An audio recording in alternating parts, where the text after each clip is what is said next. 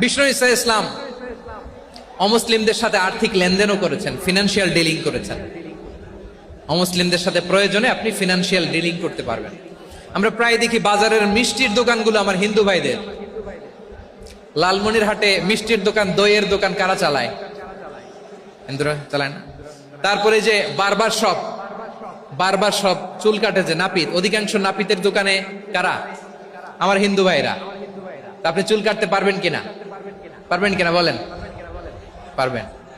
তার দোকান থেকে দই মিষ্টি কিনতে পারবেন কিনা? হ্যাঁ, আমার মুসলিম ভাইয়ের দোকান থাকলে ওইটারে আমি বেশি প্রায়োরিটি দিব, ঠিক কিনা?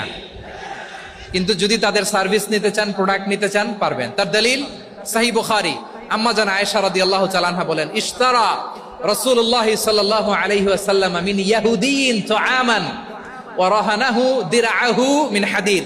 রাসূল সাল্লাল্লাহু আলাইহি ওয়াসাল্লাম এক ইহুদির কাছ থেকে, কার কাছ থেকে? সবাই বলে নাই কার কাছ থেকে?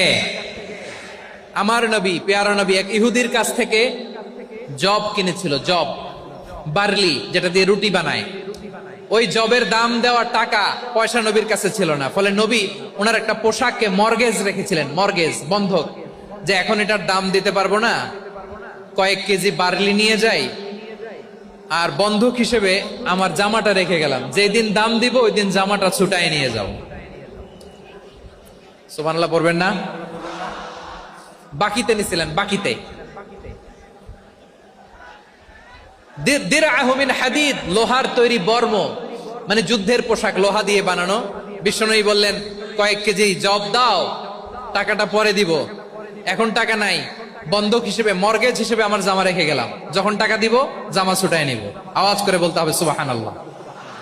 এ থেকে বোঝা গেল অমুসলিমদের সাথে ফিনান্সিয়াল ডিলিং করা যায়, অর্থনৈতিক লেনদেন করা যায়, কেনাবেচা করা যায়, প্রোডাক্ট কেনা যায়।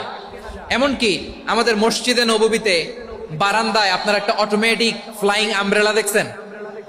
সূর্য যখন বাড়ে মসজিদে নববীর বারান্দায়, ইয়ার্ডের মধ্যে অটোমেটিক্যালি কিছু আমব্রেলা আছে, সাঁ করে খুলে যায়, আর সূর্যের তাপ লাগে না। আবার সন্ধ্যাবেলায় এই আমব্রেলা গুলো ওরা ক্লোজ করে ফেলে, দেখেন নাই না? দেখছেন?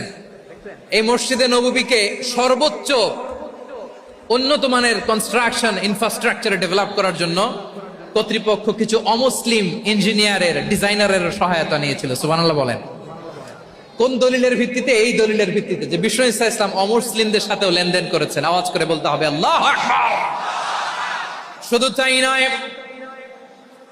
ইন কেস অফ ইমার্জেন্সি, প্রয়োজনে ইসলামের খাতিরে, ইসলামকে সামনের দিকে এগিয়ে নিয়ে যাওয়ার জন্য অমুসলিমদের সাপোর্ট নেওয়া জায়েজ আছে। সুবহানাল্লাহ বলেন। অমুসলিমদের সাপোর্ট নেয়া, তাদের থেকে অর্থ নেয়া, পলিটিক্যাল সাপোর্ট, পলিটিক্যাল অ্যাসাইলাম নেওয়া জায়েজ আছে। আমাদের অনেক বিশ্ববরেণ্য দায়ীরা আমেরিকায় অস্থায়ীভাবে অ্যাসাইলাম নিয়ে থাকে, নিজের দেশে গেলে ফাঁসিতে ঝুলাই দিবে। যুগ যুগ ধরে দায়ীদের উপরে এরকম অত্যাচার আর নির্যাতন আছে না নাই? মিশরের অনেক দায়ীরা পাশ্চাত্যে যেয়ে থাকে। এই যে তারা পলিটিক্যাল অ্যাসাইলাম নিয়ে থাকে, রাজনৈতিক আশ্রয়, এটা জায়েজ আছে না? এটা যে জায়েজ আছে তার প্রমাণ স্বয়ং বিশ্বনবী সাল্লাল্লাহু আলাইহি ওয়াসাল্লাম পলিটিক্যাল সাপোর্ট নিয়েছিলেন অমুসলিমদের কাছ থেকে। সুবহানাল্লাহ বলেন।